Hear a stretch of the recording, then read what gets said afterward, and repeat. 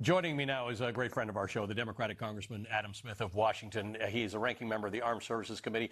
I don't even know where to start with you, Congressman, today, because we got so many things going on. I was just talking about Denmark and Venezuela, Greenland, and Donald Trump saying the reason we need to take Greenland is because we're not prepared to have China and Russia as our neighbors.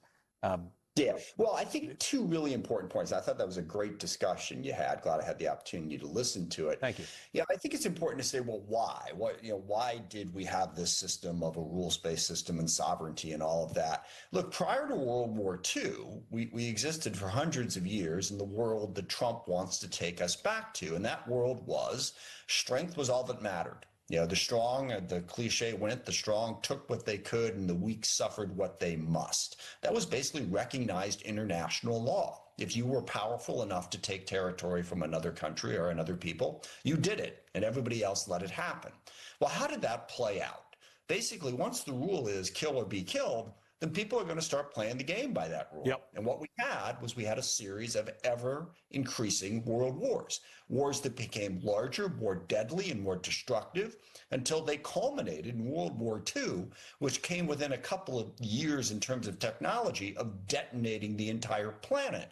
And so we stood back and said, maybe it isn't such a good idea to say, hey, whoever can punch the other person the hardest wins, let's go. Maybe we need to try to set up a system. And we did, and it worked better. Your guest did a good job saying it wasn't perfect, it was flawed. Sure. But now Trump is saying, no, we take what we want. And by the way, this is what happens domestically as well. That's why, Renee Good was killed in Minneapolis, because we told all these cops, hey, you do what you want. You got the gun. She doesn't. Sorry, I almost swore there on television. I won't do that. That is the mentality that Trump is giving us. And do you want to live in that world?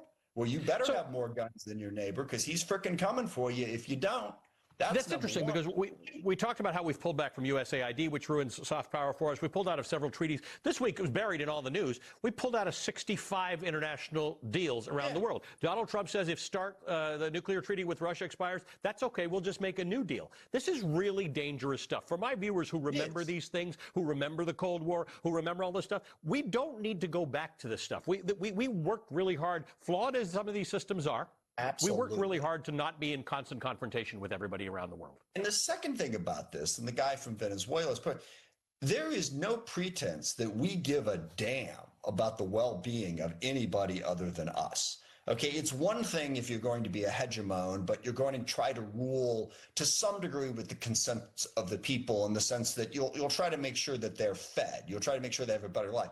But Trump's making it clear he doesn't care. He doesn't care about the people about the oil of Venezuela, companies, people of Greenland, any of these countries. He wants their resources, and that's again going to make people angry, and it's going to make them want to fight back. So the whole principle here is the only people that Trump wants to make money, it's an oligarchy. Yeah, the oil companies may wind up making money off of this, but everybody else is going to suffer. 10 years before we get Venezuela's oil up and running. I want to talk to you about Iran. It's looking really shaky in Iran. We used to have a deal with them, and whether you like the deal or not, what it did was allow us sort of some level of communication with Iran and the ability to perhaps head some things off. We don't know. We don't at the moment. We got a hardline government. There look to be real protests in which shopkeepers are participating, which is not typical. Usually it's students and others. What are you watching about Iran? Well, as I said, for the first time in, decades, I honestly think that it is possible that the Iranian regime could fall. They seem to have backed themselves into a corner where they are that vulnerable. I'm not betting on it at this point. They still have the guns, they still have the power, but they have no legitimacy. So that is a possibility. And look, Iran has been a terrible actor in the Mideast. They have destabilized, Syria, Lebanon, Yemen. They've upped the conflict with Israel. If they had a government in Iran that was focused on Iran and on helping the Iranian people, that would be a huge improvement. But chaos and instability in Iran could make all of that worse. We don't know what comes next. So it is a very worrisome situation right now. And lastly, as you were said, I think you summed it up really well. Trump starts saying this stuff and everyone says, no, we're not going to do that. And then a year later, we do it. There's considerable risk that Trump is going to drag us into a war in Iran, thinking that he can just force his will upon them as well. And then we're in another Middle East quagmire. So that's something else that I'm really concerned about. He claims that he's got 8 1/4 peace agreements that he made. He made that claim last week. Yeah. Spoken to 3 of your colleagues yesterday who were in Minneapolis trying to get into an ICE facility. They were denied access, even though they had the court ruling from December 17th saying that they could. It was news to all of them. I spoke to them again this morning. It was news to all of them that apparently on Thursday, Kristi Noem signed some kind of policy that says that no longer are you as members of Congress able to show up without notice at a federal detention facility. You now need to provide them with 7 days notice. Doesn't sound legal to me. An expert on this said that if this wouldn't stand up to legal scrutiny. Understand something, and I've taken to saying this in speeches. We no longer live in a constitutional republic. I want you to think about that. We live in an authoritarian country where the law is irrelevant. Donald Trump and his executive branch gets to do what they want regardless of the law. And this is yet another example. The law is clear. Kristi Noem can't wake up one day and wave her magic wand and say, nah, the law is not that anymore. You don't get to do that. And our courts have been so slow to stand up for the law in this country, or in some cases, the Supreme Court has abandoned it.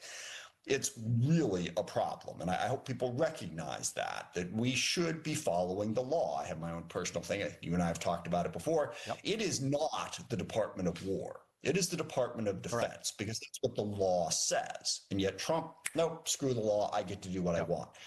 That is an authoritarian government killing our constitutional republic. Congressman, thanks. We covered a lot of ground this morning. We always appreciate your time. The Democratic Congressman Adam Smith of Washington. We'll be right back.